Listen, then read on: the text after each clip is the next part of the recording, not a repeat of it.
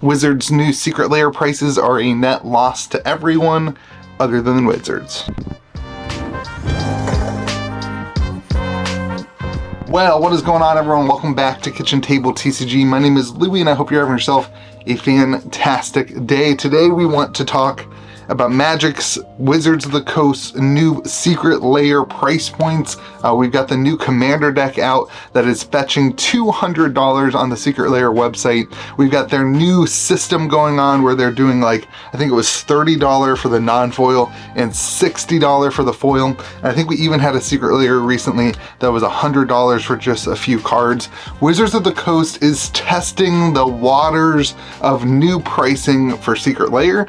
I want to talk about what that means for you, what that means for me as a store owner, as somebody who does buy secret lairs occasionally in order to sell the singles, that kind of thing, and what it means for secret lair moving forward, and my thoughts on it. First and foremost, the conversation about can you just choose to veto this and will that work?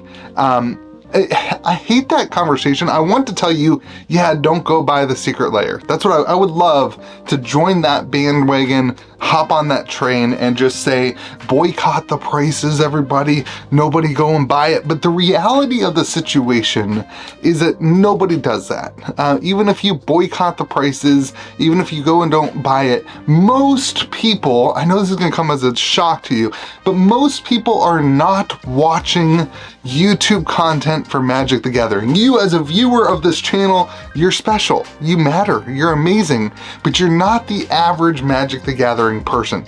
The average Magic the Gathering person doesn't follow the game that closely. They're either gonna buy it because they like the cards and they think it's it's worth it, or they're not gonna buy it. No one's gonna hop on this whole bandwagon of, it's fun.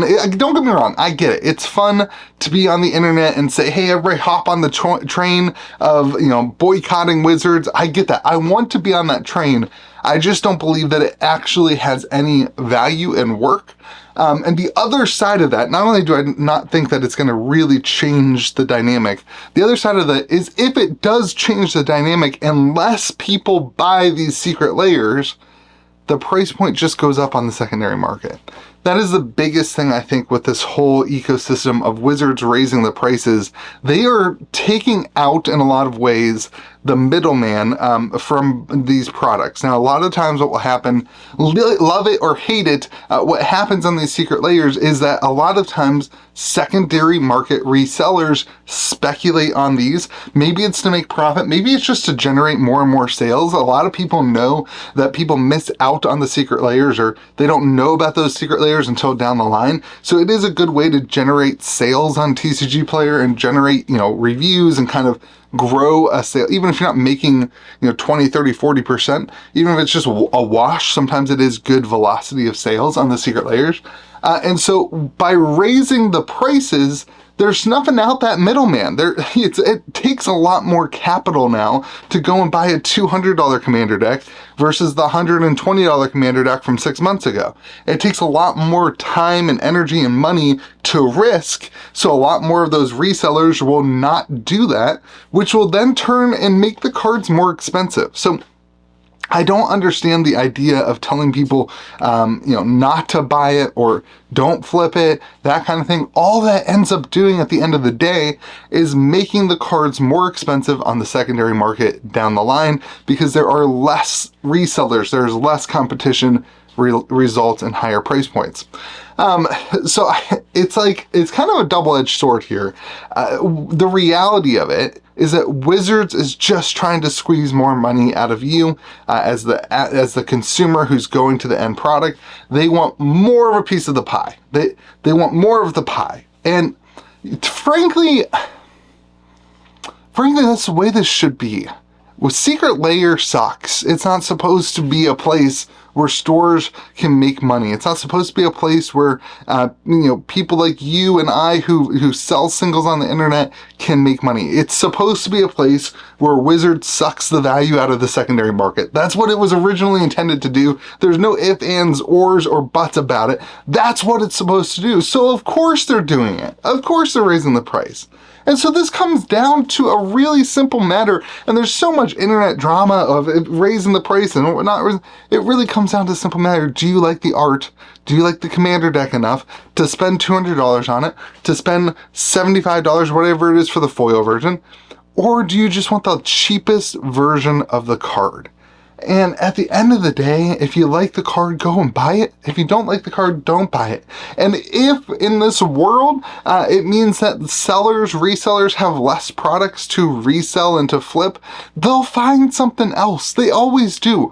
The resellers, the scalpers, the flippers, the people, they will always find another product in the industry to move to and to move on to. And this is just a blip on the radar for that.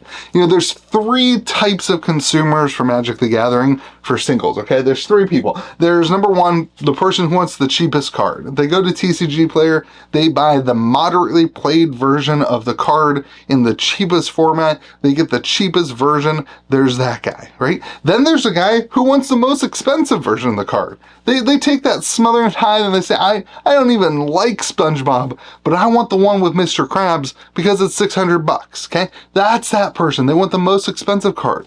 And then there's people who just want the most convenient card. They want the card that's just at their LGS. They just want the card that's easy to pick up and to throw into their deck right now, right then. That person, not gonna wait for the secret layer anyway. So that person's completely out. The person who wants the cheapest version of the card, also completely out. Obviously, secret layer is never the cheapest version of the card.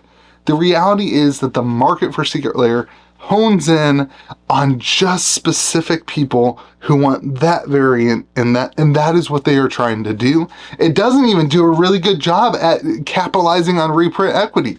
A lot of times these $60 secret layers are $4 worth of cards, so it's not even capitalizing on reprint equity and that kind of thing. So as a consumer, boycotting it's not going to do. The best thing to do is just ignore it when you don't like it and buy it if you like the secret layer. It's not this whole internet conversation of, you know, Wizards is scalping prices and whatever. It's kind of old. It's kind of like it's not that big of a deal. Just don't buy the thing, right? Like, just don't buy the secret layer.